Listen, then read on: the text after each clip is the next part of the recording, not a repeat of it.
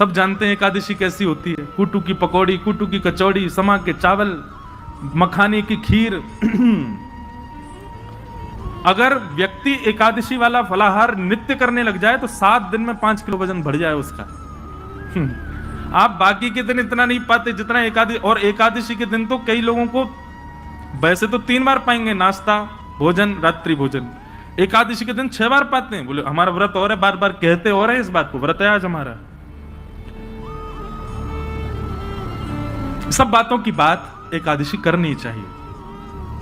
और उसके पीछे भाव क्या है? हम अपने प्रियतम के लिए, बस हमारा भक्ति में प्रेम बढ़े, हमारी प्रेम लक्षणा भक्ति बढ़े, हमको वो और प्रिय लगे, उसके लिए हम व्रत कर रहे हैं। अन्न जल का त्याग करके, फलाहारी होकर के व्रत कर रहे हैं। पर हम एक बात आपसे निवेदन करें, एकादशी में कुछ चीजें और मिलाइए।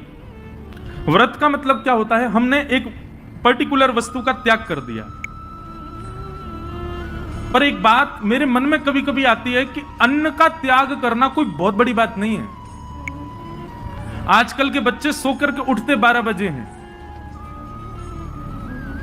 और 12 बजे उठते हैं तो फिर भोजन पानी उनका ऐसे ही अस्त व्यस्त ही रहता है। आजकल के बच्चे एक समय ही भोजन कर लें वही बहुत है। तो भोजन का त्याग करना कोई बहुत बड़ी बात नहीं है। कई लोग बिना भोजन के भी निकल जाते हैं, बिना भोजन के भी रह लेते हैं। ये उस समय बड़ी बात थी जब और साधन नहीं थे, जब हमारे पास में टीवी नहीं था, हमारे पास में फोन नहीं था, इंटरनेट नहीं था, ये सारी आधुनिकताएं नहीं थी। तब मानव का एक ही काम था, काम करो भोजन पाओ, काम करो भोजन पाओ। भोजन ही सब कुछ होता था। उन कालों में उस भोजन को त्यागने के लिए व्रत की विधा बनाई गई। पर आज वास्तव में व्रत उस वस्तु का होना चाहिए जिसके बगैर आप एक क्षण नहीं रह सकते। उस वस्तु का व्रत होना चाहिए। तो कई बातें हैं। एकादशी में 2-3 चीजें जोड़िए। अब आज की तो निकल गई, अगली एकादशी आवे तो जैसे जो आपका अवगुण है, जैसे कई भाई लोगों को, कई लोगों के अंदर अवगुण आ जाता है। कुछ खान पान का अवगुण हो, स्वभाव व्यवहार का अवगुण हो। सब जानते हैं कि मेरे अंदर अवगुण क्या है। मुझे क्रोध बहुत आता है, मुझे इसके प्रति ईर्ष्या होती है, मुझे ऐसा लोभ होता है, मुझे इसके प्रति मोह है। ये जो आपकी दूषितताएं, उनका व्रत कीजिए। सावधानी से सुनो, सब लोग इधर देखो, कथा सुनो। अपनी दूषित वस्तु जिसके बगैर आप एक क्षण नहीं रहते, उसका त्याग कीजिए, तब व्रत माना जाएगा।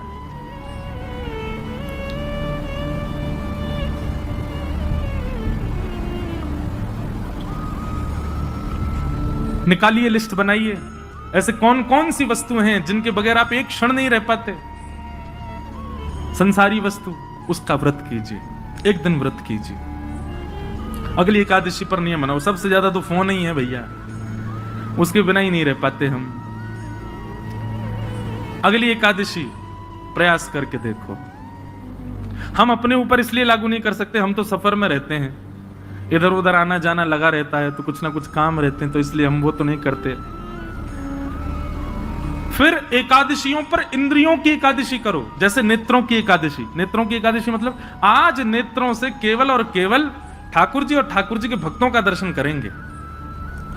ठाकुर जी का दर्शन और ठाकुर जी के भक्तों का दर्शन। तो एकादशी के दिन बस लगे हैं, अब नहीं जा सकते वृंदावन, तो फोन पे ही दर्शन करो। राधा वल्लभ जी, राधा रमन जी, श्री वृंदावन बिहारी लाल जी, गोविंद देव जी, गोपीनाथ जी, द्वारिकाधीश जी, बद्रीनाथ जी, सुबह से लगे दर्शन करने में। और वैष्णवों का दर्शन करो, चुन करके निकाल के अपनी बाइक गाड़ी जाओ, संतों के यहाँ जाओ, वैष्णवों के यहाँ जाओ, जाकर के उनको प्रणाम करो। एकादशी ऐसे व्यतीत करो। नेत्रों की एकादशी। कानों की एकादशी क्या? आज इन कानों से केवल भगवत चर्चा सुनेंगे। सूर्योदय से लेकर के सूर्यास्त तक और कुछ करना ही नहीं है। कीर्तन और भजन, केवल भगवत चर्चा ही श्रवण करनी है। कानों की एकादशी। मुख की एकादशी 2 प्रकार से हो सकती है, या तो मौन रहो, या फिर केवल और केवल भगवान नाम ही कहो, और कुछ बोलना ही नहीं है, केवल भगवान नाम। मुख की एकादशी। हाथों की एकादशी कैसे? निकालो, सवेरे ही निकल जाओ 6 बजे महाराज, मंदिर जो हैं आपके क्षेत्र में सबकी सफाई करना, सब जगह जाकर के स्वच्छता करना, सबके ठाकुरों की सेवा करना, हाथों से सेवा। पैरों की एकादशी, प्रदक्षिणा करो, परिक्रमा, गैया की परिक्रमा, माता पिता की परिक्रमा, मंदिरों की परिक्रमा। ऐसे भैया अपने तन से एकादशी करो, केवल अन्न छोड़ने मात्र से काम। ये आगे की विधा है, पहले अन्न से ही शुरू कर लो, पर शुरू करो। ये 3 निष्ठाओं का यदि आपने पालन कर लिया तो दावे से कह रहे हैं अंतिम श्वास से पूर्व ही ठाकुर जी का निश्चित दर्शन होगा, निश्चित ठाकुर जी अनुग्रह करेंगे।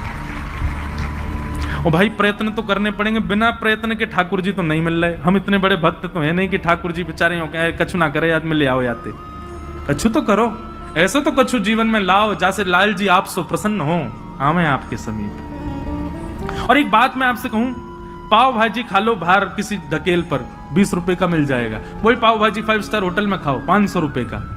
क्यों? प्रस्तुतिकरण में भेद है। ऑफरिंग, वो ऑफर करने का नतीजा है कि वहां महंगा है यहां सस्ता है। ठीक वैसी भक्ति भी है। एक लोटा जल लिए, उसी में तुलसी डाल दी, उसी में चावल डाल दी, उसी में रोली डाल दी, उसी में चीनी डाल दी, उसी में सब डाल दी, जा गए शंकर जी पर चढ़ा के और नियम करके त्रिपुंड लगा के बेलपत्र चढ़ा के सिर पे लेके आ गए।